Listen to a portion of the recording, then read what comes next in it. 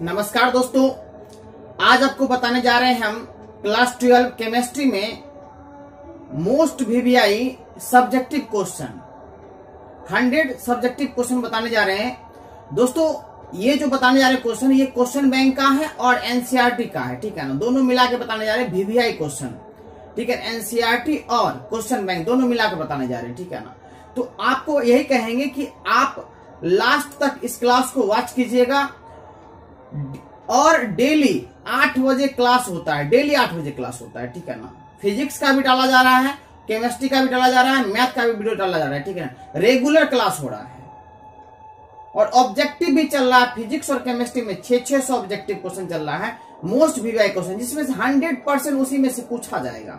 तो कहने का मतलब यही है दोस्तों कि आप बस बने रहिए लगातार और आपको इसी प्रकार से हर क्वेश्चन, हर वीवीआई क्वेश्चन को अच्छे से बताया जाएगा। बहुत ही सरल और बहुत ही आसान भाषा में, बहुत ही शानदार और मजेदार तरीके से आपको बताएंगे हम और आपको तुरंत समझ में आ जाएगा, ठीक है ना। तो यही कहेंगे कि आप यदि नए हैं तो चैनल कर लीजिए सब्सक्राइब और बेल आइकन कर लीजिए प्रेस और अपने दोस्तों के बीच में शेयर कर दीजिएगा। और जब आपको समझ में आ जाएगा ये क्लास तो एक लाइक करके जाइएगा, ठीक है ना। आपके लाइक से मेरा मनोबल बढ़ता है और मुझे लगता है कि आप मेरे वीडियो को पसंद कर रहे हैं और हमको लगता है कि और अधिक मुझे बनाना चाहिए आपके लिए और अधिक और अच्छे से आपको समझाना चाहिए। तो आपके लाइक से ही मेरा मनोबल बढ़ेगा, ठीक है ना। तो अच्छा लगे तब लाइक कीजिएगा, ठीक है ना। अच्छा नहीं लगे तो लाइक नहीं कीजिएगा, ठीक है, डिसलाइक कर दीजिएगा, कोई बात नहीं है। तो चलते हैं, देखते हैं क्या कि आज का क्वेश्चन क्या होने वाला है, ठीक है ना, उसके बारे में चर्चा करते हैं। तो आज का क्वेश्चन चलते हैं, आज का क्वेश्चन क्या है, बिना टाइम वेस्ट किए देखते हैं। सबसे पहले क्वेश्चन नंबर है क्या, ये 23 नंबर है, 23 नंबर।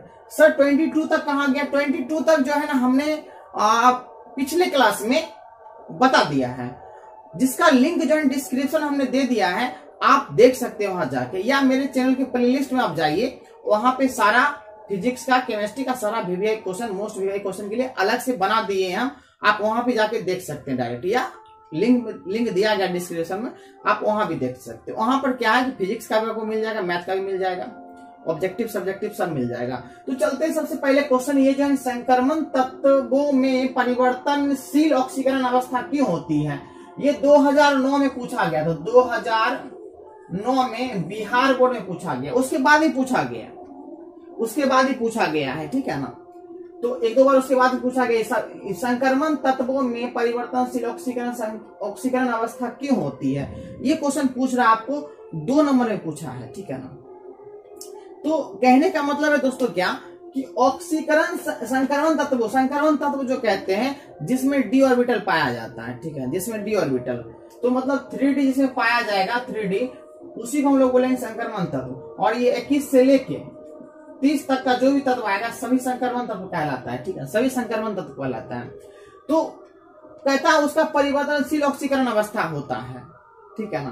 परिवर्तनशील ऑक्सीकरण अवस्था मतलब जैसे Fe है ना, ये जैसे लोहा है, तो लोहा का होता है क्या, 26 होता है। तो 26 होता है ना दोस्तों, तो 26 का जो है ना होता है ऑक्सीकरण अवस्था होता है, +2 भी होता है, +3 भी होता है। तो परिवर्तनशील हुआ कि नहीं, हो बदल रहा है, कभी +3 हो रहा है, कभी +2 हो रहा है। तो समझ लीजिए क्या इसका मतलब, ये तो सही बोल रहा है, परिवर्तनशील ऑक्सीकरण अवस्था क्यों दिखलाता है।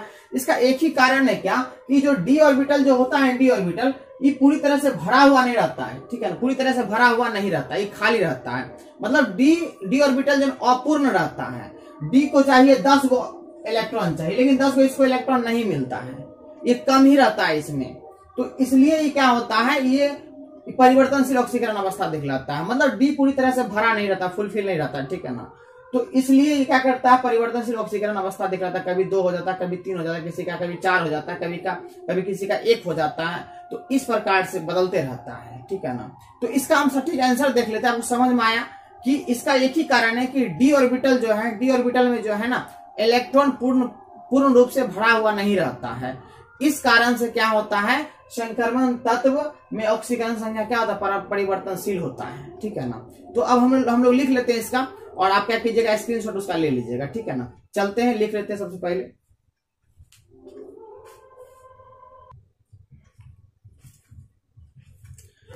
तो दोस्तों हमने क्या किया, आंसर लिख दिया है कि डी ऑर्बिटल के अपूर्ण होने के कारण, मतलब पूरा भरा नहीं रहता है, अपूर्ण होने के कारण संक्रमण तत्वों की ऑक्सीकरण अवस्था परिवर्तनशील होती है। ठीक है, मतलब अलग अलग होती है, परिवर्तनशील मतलब भिन्न भिन्न होती है, अलग अलग होती है।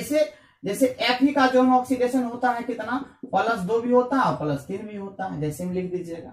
ठीक है ना, ये हो गया दोस्तों।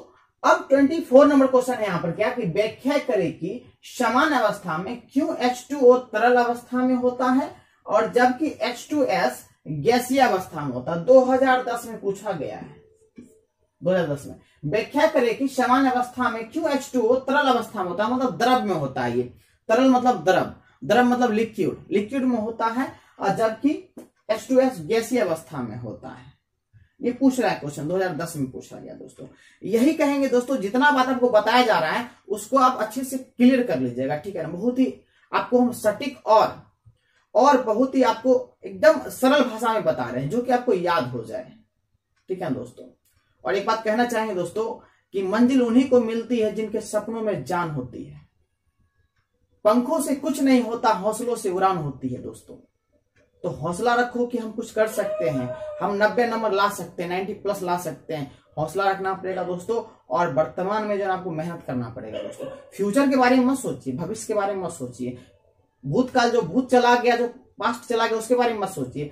वर्तमान में हमको मेहनत करना है। ठीक है ना, अब वर्तमान अच्छा होगा ना दोस्तों, तो भविष्य का चिंता कौन करता है।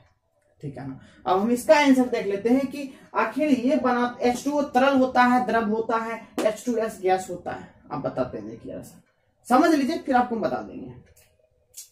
H2O जो है ना, H2O जो है दोस्तों, ये हाइड्रोजन बॉन्ड बनाता है। क्या बनाता है, हाइड्रोजन बॉन्ड।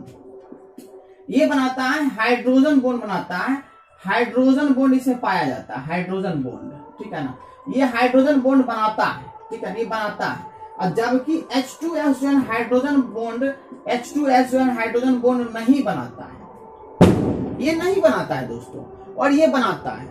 और ये जो है, ये क्या होता है, रंगहीन होता है। क्या पानी का कोई कलर होता है, जल का कलरलेस होता है, पानी का कोई कलर नहीं होता, रंगहीन होता है। ठीक है ना, रंगहीन भी होता है और गंधहीन भी होता है। क्या पानी महकता है, नहीं महकता है शुद्ध पानी। तो ये जो है पानी रंगहीन होता है और गंधहीन भी होता है। लेकिन ये जो है रंगहीन, H2S जो है रंगहीन होता है, लेकिन ये जो है ना बहुत ही विषैला होता है, बदबूदार होता है, ये महकता है। गैस जो है H2S हाइड्रोजन सल्फाइड जो महकता है, जब ये गैस निकलेगा तो बहुत ज्यादा महकता है, ये बदबूदार होता है। लेकिन ये ऐसा नहीं होता है। अब इसका कारण क्या है, इसमें हाइड्रोजन बॉन्ड पाया जाता है, इसमें हाइड्रोजन बॉन्ड नहीं पाया जाता है। हाइड्रोजन बॉन्ड क्या करता है, इसके अणु को क्या करता है, पकड़ के रखता है, इसलिए क्या होता है, लिक्विड फॉर्म में रहता है, इसका अणु उड़ नहीं सकता है छोड़कर। ठीक है ना, और H2S जो है ना, ये हाइड्रोजन बॉन्ड नहीं बनाता, इसलिए क्या होता है, ये पास नहीं रहता, ये अलग अलग रहता है। दोनों सबका अणु क्या होता है, अलग अलग रहता है, इसलिए क्या होता है, ये गैस के रूप में होता है, मतलब ये तुरंत क्या होता है, उड़ जाता है। ठीक है ना, गैस के फॉर्म में। तो हाइड्रोजन बॉन्ड नहीं है, इसलिए इसका अणु में पकड़ नहीं है, मजबूत नहीं है, ये अलग अलग है, ये तुरंत क्या होता है, वाष्प में बदल जाता है, उड़ जाता है। ये मतलब क्या, गैस के अवस्था में पाया जाता है। H2O में क्या है कि हाइड्रोजन बॉन्ड एक दूसरे को पकड़े हुए है, इसको उड़ने नहीं दे रहा है, इसको गैस के फॉर्म में उड़ने नहीं दे रहा है। सामान्य ताप पर यहाँ बोल रहा है, सामान्य अवस्था में वाष्प तो ये भी बन जाएगा, जब आप हीट करोगे तो वाष्प तो जल भी बनता है। ठीक है, लेकिन आपको समझाया गया इसमें हाइड्रोजन बॉन्ड है, इसलिए लिक्विड फॉर्म में होता है, और इसमें हाइड्रोजन बॉन्ड नहीं है, इसलिए ये क्या होता है, गैसीय फॉर्म में पाया जाता है। बस यही बात लिखना, और कुछ नहीं लिखना है। ठीक है ना, तो चलिए हम लिख लेते हैं, और आप देख लीजिएगा किस प्रकार से लिखे, और आप उसी प्रकार से लिखिएगा तो अच्छा रहेगा, या आपको जो जैसा अच्छा लगे, जो आपको समझाए उस प्रकार से आप लिख सकते हैं, कोई बात नहीं। नो, ये मीटर नहीं रखता है कि हम कैसे लिखे, आप कैसे लिखे, आपको बस यही लिखना है कि ये जल में हाइड्रोजन बॉन्ड पाया जाता है, और इसके अणु जो है, इसके अणु एक दूसरे से क्या होते, चिपके रहते हैं। ठीक है ना, इसलिए ये तरल के फॉर्म में होता है। और H2S में हाइड्रोजन बॉन्ड नहीं पाया जाता है, हाइड्रोजन बॉन्ड नहीं पाया जाता है, इसलिए इसके अणु एक दूसरे से अलग अलग रहते हैं, इसलिए ये क्या है, गैसीय फॉर्म में होते हैं। ठीक है ना। चलिए हम लिख लेते हैं तो आपको अच्छा रहेगा लिखने में, ठीक है ना। यही कहेंगे दोस्तों कि अच्छा लगेगा तो एक लाइक कर दीजिए और दोस्तों को शेयर कर दीजिए। बहुत मेहनत करते हैं आपके लिए, बात समझिए कम से कम। दिन भर पढ़ाते हैं, दिन भर सोच लीजिए, सुबह से लेकर अपने कोचिंग में क्लास में सुबह से शाम तक पढ़ाते हैं, फिर आपके लिए आकर मेहनत करते हैं, तो आपका भी कुछ काम बनता है, ठीक है ना।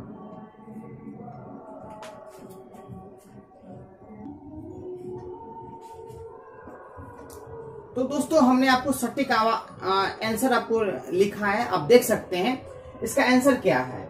इसका आंसर लिखे हैं क्योंकि H2O में हाइड्रोजन बॉन्ड पाया जाता है तथा इसके अणु एक दूसरे से जुड़े रहते हैं, चिपके रहते हैं, और जबकि H2S में हाइड्रोजन बॉन्ड नहीं पाया जाता और इसके अणु एक दूसरे से अलग अलग रहते हैं, इसलिए H2O जो है ना द्रव है और H2S क्या है? गैस है, ठीक है ना।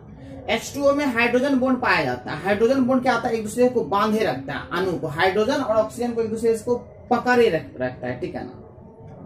और जबकि H2S में हाइड्रोजन बॉन्ड नहीं पाया जाता है, इसके कारण क्या होता है? इसके अणु अलग अलग रहते हैं, तो ये जो है गैसीय फॉर्म में होते हैं और वो लिक्विड फॉर्म में होते हैं, ठीक है। वो मजबूत होता है ज्यादा, उसके अणु पास होते हैं बहुत ज्यादा, इसलिए वो लिक्विड फॉर्म में होते हैं और वो गैस फॉर्म में होता है, ठीक है ना। तो कहने का मतलब यही है दोस्तों कि आप इसका स्क्रीनशॉट ले लीजिए और आप लिख लीजिएगा, याद कर लीजिएगा, या आपको दूसरे शब्द में लिखने के लिए आता है तो कोई बात नहीं, नो प्रॉब्लम, आप लिख सकते हैं, ठीक है ना। आप कोई भी फॉर्म में लिखिएगा तो आपको लिखना ही पड़ेगा कि H2O में हाइड्रोजन बॉन्ड पाया जाता है और H2S में हाइड्रोजन बॉन्ड नहीं पाया जाता है। ये मेन इसका थिंग है, इसका मेन थिंग यही है, ठीक है ना। तो आप किसी प्रकार से आप सोचिएगा तो आपका थिंकिंग जो भी कहे, लेकिन ये इससे अलग नहीं हो सकता है, ठीक है। तो चलिए आप यहाँ पर स्क्रीनशॉट ले लीजिए और फिर हम नेक्स्ट बढ़ते हैं, 25 की ओर चलते हैं, ठीक है ना। तो हो गया ना, अब 25 की ओर चलते हैं दोस्तों। बस यही कहेंगे दोस्तों कि प्लीज बस एक ही रिक्वेस्ट है आपसे कि आप बस मदद कीजिए और हेल्प कीजिए, आपकी जरूरत है दोस्तों, बहुत ज्यादा मेहनत कर रहे हैं आपके लिए, ठीक है ना। चलते आगे बढ़ते हैं।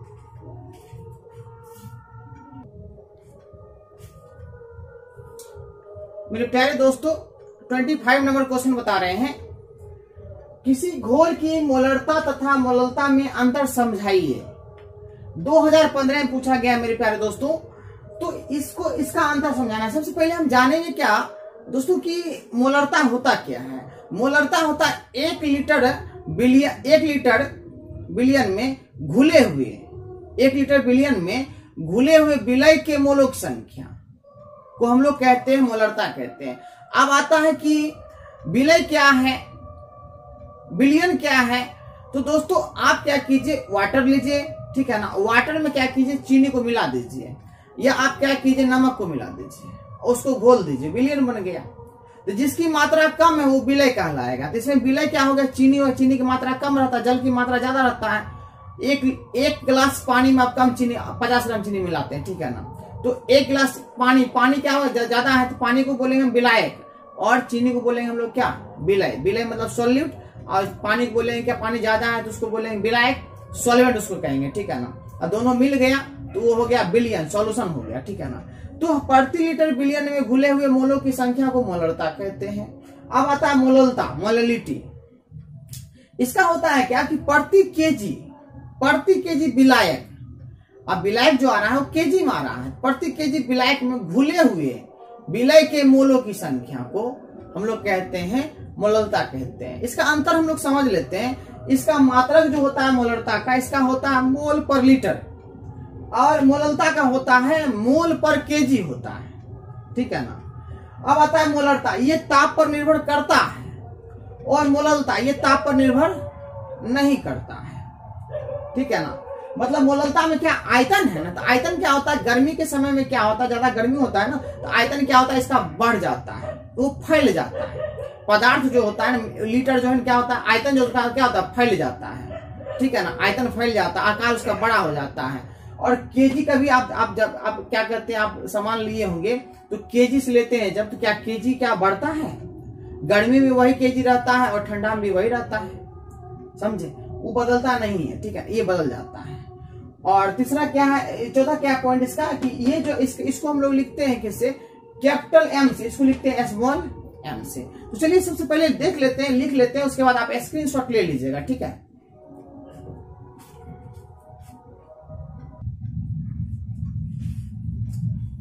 तो हमने क्या किया है दोस्तों,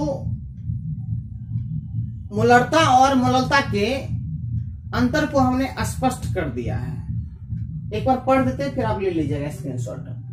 प्रति लीटर बिलियन में घुले हुए विलय के मोलों की संख्या या विलय के ग्राम अणुओं की संख्या, जो भी लिखना है, की संख्या को मोलरता कहते हैं। इधर मोललता में क्या, प्रति किलोग्राम विलायक में घुले हुए विलय के मोलों की संख्या को मोललता कहते हैं, ठीक है ना। 2 नंबर, इसका मात्रक मोल पर लीटर होता है और इसका मात्रक होता है मोल पर केजी होता है, ठीक है।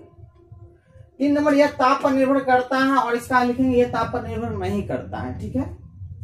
4 नंबर लिखेंगे डियर स्टूडेंट, इसे m से डिनोट किया जाता है और इसको लिखेंगे इसे स्मॉल m से डिनोट किया जाता है। तो मेरे प्यारे दोस्तों, इसको आप क्या कीजिए, स्क्रीनशॉट ले लीजिए, ठीक है ना, अच्छा रहेगा। ले लिए।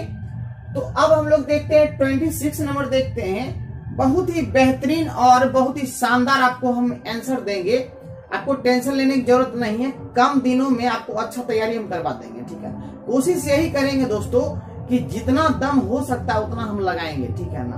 और आपसे भी एक विनती है कि प्लीज अपने जीवन को खराब मत करना, ठीक है ना। आप भी दम लगाओ, आप भी दम लगाओ, तब होगा। हुनर दिखना चाहिए, छुपा के अंदर रखने से कुछ होने वाला नहीं है। ये दुनिया कहता है शो करो, यदि है आपके पास तो दिखाओ, ठीक है ना। तो आप भी दिखाइएगा समाज को, और वो दिखाई पड़ेगा आपके सर्टिफिकेट से, आपके सर्टिफिकेट से दिखाई पड़ेगा, आपके बोलने से नहीं दिखाई पड़ेगा। आपको डेली कोचिंग आने जाने से कोई फायदा नहीं है। यदि आपके सर्टिफिकेट में ही नंबर कम है तो कोई उससे मकसद कुछ नहीं निकलता है, समझे। आप कितना भी बेहतरीन हो, आप कितना भी तेज, उससे कोई मतलब नहीं है। आप मेहनत करो, नॉलेज आएगा, सीखोगे तो रिजल्ट भी अच्छा आएगा, ठीक है ना। चलते हैं, देखते हैं नेक्स्ट टॉपिक की ओर चलते हैं, ठीक है ना। यही कहेंगे, कोशिश कर, कोशिश कर, जरूर मुकाम हासिल होगा। चिंता क्यों करते हो, पथ पर तो चलो पहले, मंजिल खुद मिल जाएगी।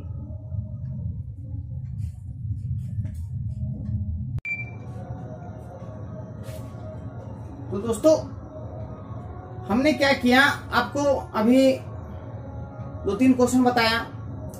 हमने एक न्यूमेरिकल भी ले लिया, आपको बताने के लिए एक न्यूमेरिकल भी ले लिए। ये न्यूमेरिकल पूछा गया है 2010 में पूछा गया है, ठीक है ना। और केमिस्ट्री का कुछ दिनों से नहीं डाल रहे थे वीडियो, और क्योंकि क्या है कि ऑब्जेक्टिव का हम क्लास कर रहे थे, ठीक है ना। तो बहुत सारे विद्यार्थी क्या कि बहुत सारे स्टूडेंट मैसेज कर रहे हैं, कमेंट कर रहे हैं कि सर केमिस्ट्री का जल्दी सर सब्जेक्टिव करवा दीजिए सर, अच्छा रहेगा सर। जैसे हो गया कि एक विकास कुमार कल क्या कहते हैं कमेंट किया,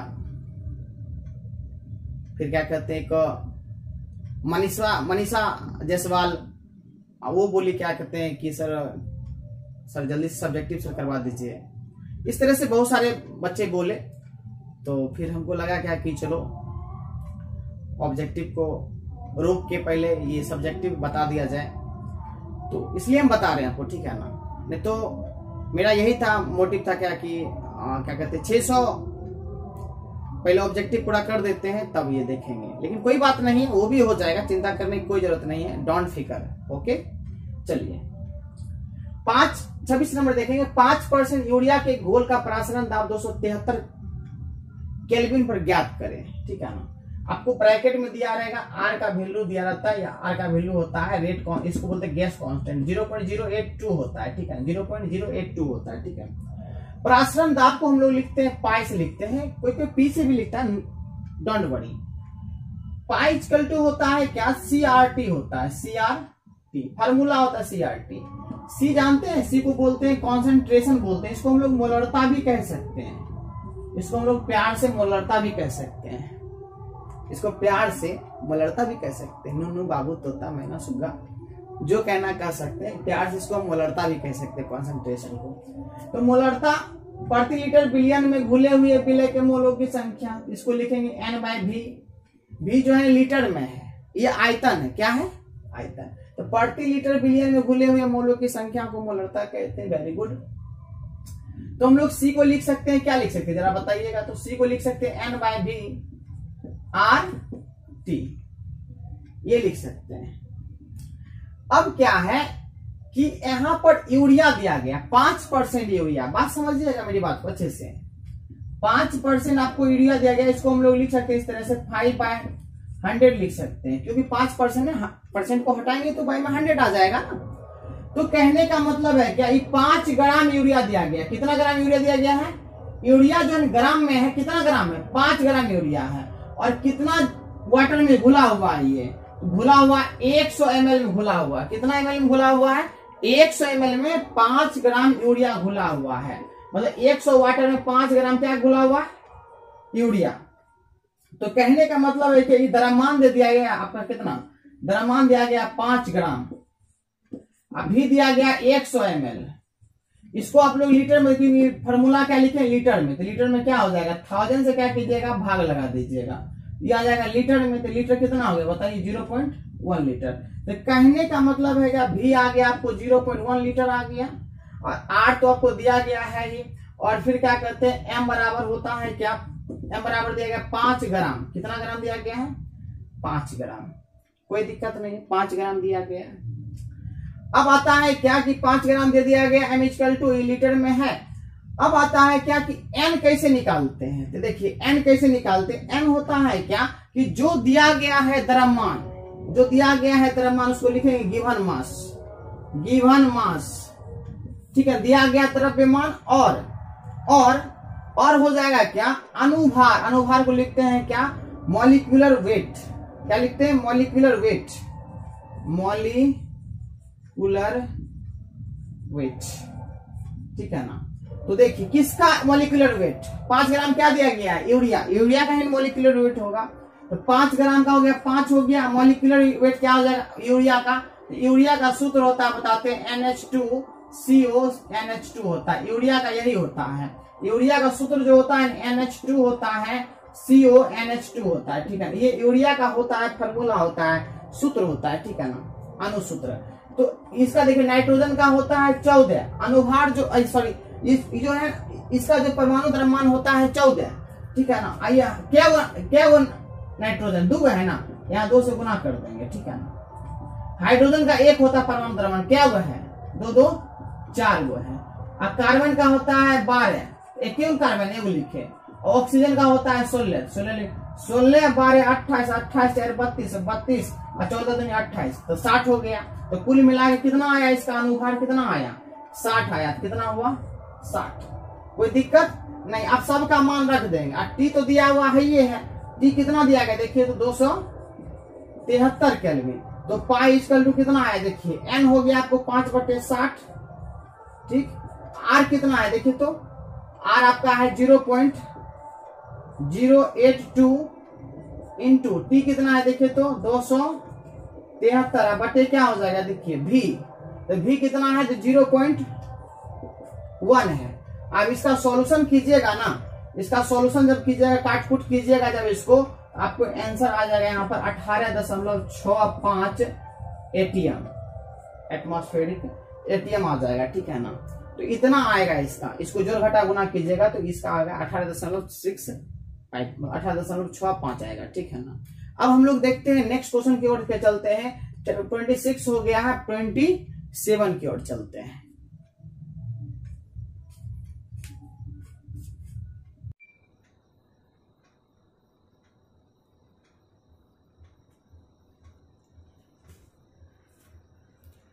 मेरे प्यारे दोस्तों, अब हम लोग देखेंगे क्वेश्चन नंबर 27 नंबर देखेंगे। निम्नलिखित का ज्यामितीय आकार क्या होगा? ज्यामितीय आकार क्या होगा? तो मेरे प्यारे दोस्तों, एक बोल रहा है sp3, ये पूछा गया क्वेश्चन, ये क्वेश्चन पूछा गया है दोस्तों 2011 में, ठीक है ना। ये 2011 में पूछा गया दोस्तों।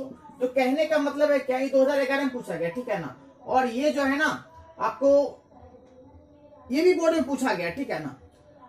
तो sp3 जो है ना, sp3 के बारे में लिखेंगे हम लोग क्या, ये चतुष्फलकीय होता है। क्या होता है? चतुष्फलकीय, ये होता है चतुष्फलकीय। टेट्राहेड्रल होता है, ठीक है ना। और ये होता है D2sp3 जो है ना, इसकी आकृति जो होती है, आकार होता है जो, ये होता है अष्टफलकीय, अष्टफलकीय, ऑक्टाहेड्रल, अष्टफलकीय। इसका होता है चतुष्फलकीय, होता है sp3 चतुष्फलकीय होता है इसका होता है D2sp3, इसका होता है अष्टफलकीय होता है, ठीक है। क्या होता है? अष्टफलकीय। अब हम लोग देखेंगे नेक्स्ट क्वेश्चन, देखेंगे नेक्स्ट क्वेश्चन, शून्य क्रम और प्रथम क्रम अभिक्रियाओं का एक एक उदाहरण दे। शून्य क्रम और प्रथम क्रम अभिक्रियाओं का एक एक उदाहरण दे। तो शून्य कोटि और प्रथम कोटि का अभिक्रिया का उदाहरण दे रहा है, 2011 में पूछा गया, ठीक है ना। तो कहने का मतलब है कि पहले हम लोग जो जीरो ऑर्डर वाला देखेंगे, उसके बाद फिर प्रथम कोटि का अभिक्रिया देखेंगे, ठीक, फर्स्ट ऑर्डर का देखेंगे, ठीक है ना। तो मेरे प्यारे दोस्तों क्या है, एक एग्जांपल आपको देते हैं हम। H2 प्लस Cl2, H2 और Cl2 जब रिएक्शन करता है, सूर्य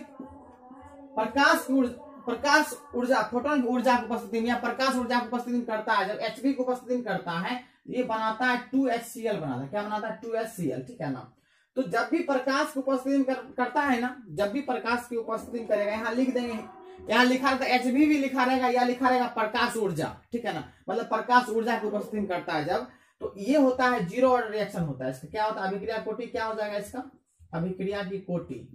जब भी यहाँ पर सूर्य की उपस्थिति में आएगा, अभिक्रिया की कोटि कितना होगा? बोलिए, अभिक्रिया कोटि हो जाएगा आपका, ये हो जाएगा 0, ठीक है ना। ये लाइट की उपस्थिति में ये अभिक्रिया होता है, ठीक है, लाइट की उपस्थिति में, इसलिए इसका हो गया क्या? 0 हो गया। इसका मतलब ये जीरो ऑर्डर रिएक्शन का क्या कहते हैं? ये जीरो ऑर्डर रिएक्शन है, ठीक है ना, क्योंकि इसका कोटि क्या आ रहा है? 0 आ रहा है। अब हम लोग देख लेते हैं क्या प्रथम क्रम का एग्जाम्पल देख लेते हैं। जीरो का हो गया, प्रथम क्रम का देख लेते हैं। एक एक का रहा था, एक इसका हो गया, एक इसका देख लेते हैं आप प्रथम क्रम का। जैसे क्या, एक ले लेते हैं CH3 COOCH3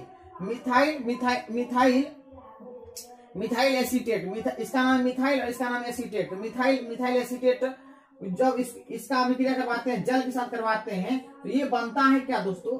ये बन जाता है आपका CH3COOH, और जो बचेगा उसको लिख देंगे। बचेगा क्या? देखिए, CH3COO ले लिए और इससे हम OH ले लिए, ठीक है, एक O एक H लिए, तो COO नहीं सॉरी CH3COO इसका हो गया, ये वाला उठा लिए, यहाँ हो गया, एक H इससे ले लिए, इसके पास क्या बचा? OH बच गया। इसके पास क्या बचा हुआ? CH3, यहाँ CH3OH हो जाएगा, ठीक है ना। और ये देखिए, ये क्या है? फर्स्ट ऑर्डर रिएक्शन है। क्या है? फर्स्ट ऑर्डर रिएक्शन है। कैसे फर्स्ट ऑर्डर रिएक्शन बताते हैं आपको, सुनिए जरा सा। इसमें क्या है कि जल की मात्रा बहुत अधिक है। क्या है? जल की मात्रा बहुत अधिक है। तो जल की मात्रा बहुत अधिक है, तो इसका मतलब ये हुआ कि इसके कॉन्सेंट्रेशन में कोई बदलाव नहीं होगा, इसके सांद्रण में कोई बदलाव नहीं होगा। जब जिसकी मात्रा बहुत अधिक होती है, उसके सांद्रण में कोई बदलाव नहीं होता है। तो सिर्फ इसी का जुड़ाएगा, सिर्फ ये एक है ना, तो इसका होगा, सिर्फ इसका गिनती होगा, इसका काउंट करेंगे, इसका काउंट नहीं करेंगे। कहने का मतलब ये है कि आप समुद्र से 2 लोटा पानी निकाल लीजिएगा या 2 गिलास पानी निकाल लीजिएगा, तो क्या समुद्र का पानी कम हो जाएगा? क्या उसका सांद्रण कम हो जाएगा? उसी प्रकार से मान लीजिए ये समुद्र है, ये, और ये समुद्र के सामने में क्या है? छोटा, वो छोटा है, तो इसमें थोड़ा सा भी बदलाव होगा तो इसके सांद्रण में बदलाव होगा। लेकिन इसमें आप 2-3 लोटा निकाल भी लीजिएगा, 2-3 गिलास पानी निकाल भी लीजिएगा, 2-3 बाल्टी निकाल भी लीजिएगा, तो कोई दिक्कत होने वाला नहीं है। तो कहने का मतलब इसमें अभिक्रिया की कोटि सर क्या होगा? तो अभिक्रिया कोटि हो जाएगा मेरे प्यारे दोस्तों, क्या हो जाएगा? अभिक्रिया की कोटि हो जाएगा इसमें 1 हो जाएगा। क्या हो जाएगा? 1।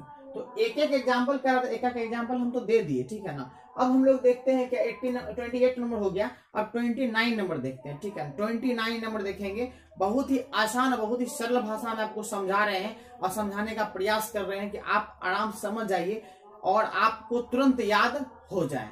बस आप देखो और याद हो जाए, ठीक है ना। तो चलिए हम नेक्स्ट क्वेश्चन देखते हैं हम लोग।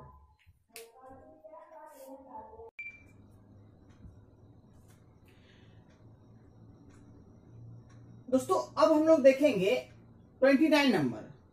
ये 2018 में क्वेश्चन पूछा गया है, 2018 में पूछा गया है, ठीक है। 2018 में क्यों किसी तरल में अघुलनशील ठोस घुलने डालने पर उसके वाष्प दाब में कमी आती है? समझ रहे हैं ना। अघुलनशील मतलब क्या? वो उड़ेगा नहीं, वो वोलेटाइल नहीं है, वो नॉन वोलेटाइल है। मतलब वो जो है ना, वो वाष्प नहीं बनाएगा, ठीक है ना। जो चीज हम डालेंगे उसमें जैसे मान लीजिए आपको समझाते जरा सा, जैसे ये आप एक बकेट लेते हैं या मान लीजिए एक बर्तन एक पोट लेते हैं, ठीक है ना। इसमें जो है ना क्या है कि अभी जो है इसमें जो है सिर्फ विलायक है। क्या है विलायक मतलब क्या है, सिर्फ जल है। क्या है इसमें सिर्फ आपका जल है। क्या है ना, जल का अणु इसमें दिखाई पड़ रहा है। किसका अणु दिखाई पड़ रहा है, जल का अणु दिखाई पड़ रहा है, ठीक है ना। अब क्या किया है, ऊपर से क्या किए, अभी जल का अणु दिखाई पड़ रहा था, ठीक है ना, जल का अणु दिखाई पड़ रहा है। अब हम लोग क्या किया, जब इसको अभी क्या जल का अणु सिर्फ दिखाई पड़ रहा है, जिससे इससे क्या बनेगा, वाष्प बनेगा। जब हम इसको हीट करेंगे नीचे से, जिसे जब हीट करेंगे हम इसको चूल्हा जलाएंगे तो क्या होगा, ये क्या होगा, वाष्प बन के उड़ेगा ना, वाष्प बन के उड़ेगा। तो ऊपर से मान ढक्कन लगा देते, ठीक, वाष्प बनेगा, ये वाष्प बनेगा। तो ये वाष्प किस पर लगाएगा, दाब लगाएगा, ढक्कन पर लगाएगा ना जी, या द्रव के सतह पर लगाएगा, ये प्रेशर लगाएगा, ऊपर नहीं उड़ पाएगा तो नीचे लगाएगा ना इसको। तो उसी को हम लोग बोलते हैं वाष्प दाब बोलते हैं, ठीक है। वाष्प जो बन रहा है वो क्या करता है, प्रेशर लगाता है, उसी को बोलते हैं क्या, द्रव की सतह पर क्या करता है, वो प्रेशर लगाता है, और उसी को हम लोग कहते हैं क्या, वाष्प दाब कहते हैं। तो कहने का मतलब ये है कि ये बनाया है। अब क्या कहता है इसमें कह रहा है क्या कि ऊपर से आप जो है एक ऐसा पदार्थ डाल दीजिए जो अउड़नशील है, अवाष्पशील है, नॉन वोलेटाइल है, मतलब नेचर में ये वोलेटाइल नहीं है, मतलब ये जो है उड़ेगा नहीं तो इसको हम डाल दिए ऊपर से। इसमें कह रहा है कि अउड़नशील ठोस घुल मिला दिया जाए, ठोस समझ रहे हैं ना, ठोस मिला दिए, इसमें मिला दिए ना, क्या हो गया, यहाँ पर जैसे यहाँ पर पूरा क्या था, जल का अणु था। अब क्या कि ऊपर से मिला दिए, क्या हो गया, मान लेते हैं क्या, इसके जगह पर, इस अणु की जगह पर आ गया क्या, अउड़नशील पदार्थ आ गया। मान लेते हैं इस अणु की जगह पर क्या आ गया, अउड़नशील पदार्थ है, इस अणु की जगह पर क्या आ गया, अउड़नशील पदार्थ आ गया। कहने का मतलब ये है, इस अणु की जगह पर क्या आ गया, अउड़नशील पदार्थ, मतलब ये चारों जो है ना, ये उड़ेगा नहीं। अब पहले उड़ता था ये चारों, लेकिन अब नहीं उड़ेगा। तो कहने का मतलब अभी बन गया विलयन। क्या बन गया, विलयन। इसमें आप विलय भी है और विलायक भी है, सॉल्यूट भी है और सॉल्वेंट भी है, ठीक है ना। तो सॉल्यूट ऐसा डाले हैं जो अउड़नशील है, ये उड़ेगा नहीं। तो कहने का मतलब अब जो वाष्प बनेगा वो कमेन वाष्प बनेगा, क्योंकि ये तो चार गो उड़बे नहीं करेगा। पहले उड़ रहा था ये चार गो, अब नहीं उड़ेगा तो घट न जाएगा। वाष्प दाब क्या होगा, घटेगा बढ़ेगा, घट जाएगा, क्योंकि अब ये तो उड़ेगा नहीं। पहले ये सब उड़ रहा था लेकिन अब नहीं उड़ेगा, क्योंकि ये चारों क्या, कौन आ गया, विलायक के स्थान पर कौन आ गया, विलायक के स्थान पर विलय आ गया। अघुलनशील बोलो या अउड़नशील, जो उड़ेगा नहीं नेचर में, ठीक है ना, वो उड़ नहीं सकता है। तो वही बात लिखा है। इसका कारण यह है कि जब तरल में अउड़नशील ठोस घुल डाला जाता, डाले हैं, तब विलयन की सतह पर जो विलयन बना है, तो विलयन की सतह पर तरल मतलब क्या, द्रव, तरल के सतह पर द्रव, तो द्रव के अणुओं की संख्या घट जाती है। देखिए पहले क्या था, पहले अणु की संख्या ज्यादा था, लेकिन जब इसमें डाल दिए इसकी संख्या आ गया, यहाँ पर घेर लिया इसको, तो द्रव की संख्या घट जाती है, जिससे उसके वाष्प दाब में कमी आ जाती है। क्या आ जाती है, कमी आ जाती है। अर्थात वाष्प दाब जो है ना, तरल मतलब क्या, द्रव, तरल के वाष्प के अणुओं की संख्या पर निर्भर करता है। वाष्प दाब जो होता है वो द्रव के वाष्प के अणुओं की संख्या पर निर्भर करता है, ठीक है। यही बात आपको लिखना है कि जब किसी विलायक में, शुद्ध विलायक में अवाष्पशील विलय मिला दिया जाता है, मतलब अउड़नशील ठोस घुल डाल दिया गया, तो उसका स्थान क्या किया, ग्रहण कर लिया पहले। तो कहने का मतलब की सतह पर क्या आ गया, अब आ गया क्या, विलय भी आ गया, जो कि उड़ नहीं रहा है। तो पहले की अपेक्षा क्या होगा, इसका वाष्प दाब क्या हो जाएगा, कम हो जाएगा। यही कारण है। आप इसको क्या कीजिए, स्क्रीनशॉट ले लीजिए। अब हम लोग देखेंगे 30 नंबर देखेंगे दोस्तों, 30 नंबर देखेंगे, ठीक है ना। बस यही कहेंगे दोस्तों कि अपने दोस्तों को जरूर से जरूर शेयर कीजिएगा, और बस इसी प्रकार सपोर्ट और अपना प्यार बनाए रखिए, ठीक है ना। हम आपको पूरी तरह से मदद करेंगे और पूरा हेल्प करने का प्रयास करेंगे, जहां तक हो सकता है वहां तक हम जरूर करेंगे, ठीक है ना, कोशिश करेंगे, ठीक है ना। कहते हैं असफलता एक चुनौती, इसे स्वीकार करो, क्या कमी रह गई देखो और सुधार करो। जब तक सफल ना हो नींद चैन को त्यागो तुम, संघर्ष का मैदान छोड़कर मत भागो तुम। कुछ किए बिना ही जय जयकार नहीं होती, कोशिश करने वालों की कभी हार नहीं होती दोस्तों, कोशिश करने वालों की कभी हार नहीं होती। ये हमने सीखा है अपने जीवन में दोस्तों, आपको भी बता रहे हैं, कोशिश करो जरूर सफलता मिलेगा, ठीक है ना।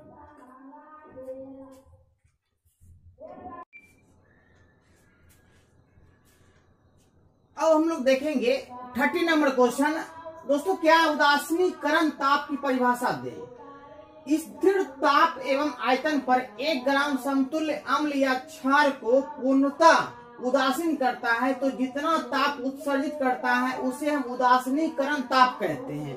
तो कहने का मतलब है कि आयतन जो है, आयतन और ताप क्या होना चाहिए, स्थिर होना चाहिए, और 1 ग्राम समतुल्य, समतुल्य मतलब क्या, समान होना चाहिए, अम्ल हो या क्षार हो, जो भी हो समान होना चाहिए, उसको पूर्णतः उदासीन कर देता है। कहने का मतलब, जैसे एक एग्जाम्पल लेते हैं, NaOH प्लस HCl ले लिए, दोनों का आयतन क्या समान, इसका भी आयतन 1 है, इसका भी आयतन क्या है, 1 है, दोनों समान आयतन, समतुल्य आयतन बोला, समतुल्य अम्ल।